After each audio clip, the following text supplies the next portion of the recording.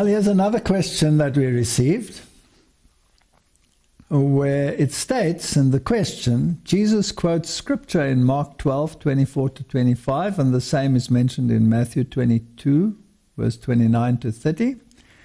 But that actual scripture is not found in any of the 66 books, so where's Jesus quoting it from? Okay, let's go there. Let's go to Mark chapter 12:24, and we don't have to go to Matthew because it's the same.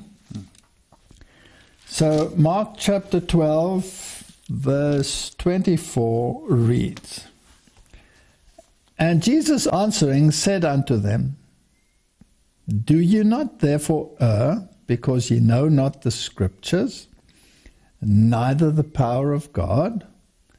Now, let's go back to the context of this story. You'll see in verse 18 it says, Then came unto him the Sadducees, which say there is no resurrection. And they asked him, saying, Master, Moses wrote unto us, if a man's brother die, and leave his wife behind him, and have no children, that his brother should take his wife, raise up seed unto his brother. And there were 7 brethren, and the first took a wife, and dying left no seed, and the second took her, and died, and left any seed, and the third likewise, and the 7 had her, and left no seed. Last of all, the woman died also, and in the resurrection, therefore, when they shall rise, whose wife shall she be of them? For the 7 had her to wife. So the Sadducees didn't believe in a physical resurrection. They believed in a spirit world.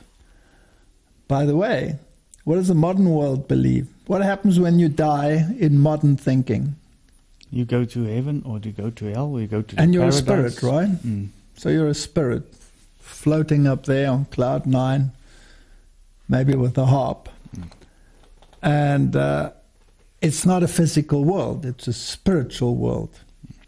And if you take Eastern religions, then they also spiritualize them away. And in some religions, you become part of God, and you just become part of the essence. Yeah, the energy. Yes. So the Bible teaches a physical death and a physical resurrection. Will these dry bones live again? We read that in Ezekiel, right? So, will these dry bones live again? Will there be a resurrection? Now, Jesus said, I am the resurrection and the life. Did he, in his ministry, prove that he was the resurrection and the life? Yes. He raised the widow's son. He was dead. He was being carried by the pallbearers. And Jesus stopped the pallbearing train and went up and said, Woman, don't cry. And he said to the young man who was lying there dead, Young man, get up. Get up, yeah. And he arose. He also resurrected other individuals. And children were resurrected. And Lazarus was resurrected. And Lazarus, in his resurrected physical body, was the one who led the cult on the great day when Jesus entered in the triumphant entrance. So Jesus clearly taught a physical resurrection. The graves would literally open. Now the Sadducees didn't believe that. They believed you became part of the spirit world. So that is the question. Now when Jesus says, when he addresses them, when he answers them and says, Do ye not therefore err, because ye know not the Scriptures? Is he quoting here? No. He's not quoting the Scriptures at all. In fact, what he's referring to is all the Scriptures concerning the resurrection. Yeah.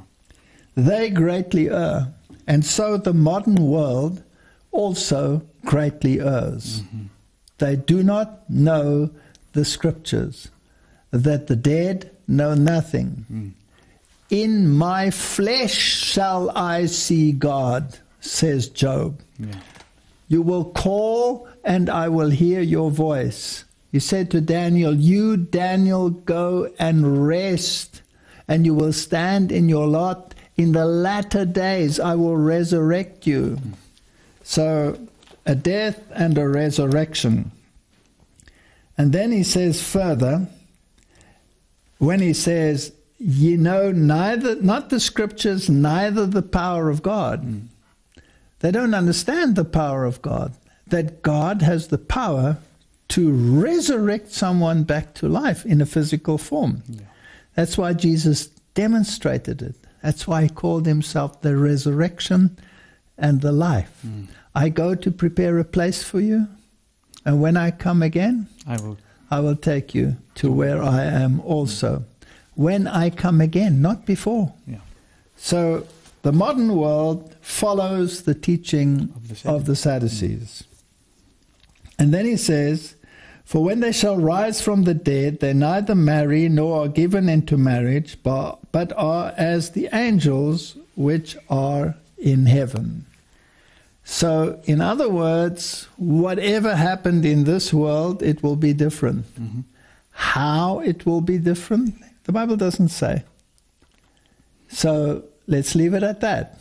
What he said there is how it is, take it as it stands, and leave it at that. And when knowing God, whenever he says something will be better, because he says heaven will be better, whatever it is and however it will be better. It will be better. Maybe the relationship will even be deeper on a different level. Exactly. Who knows?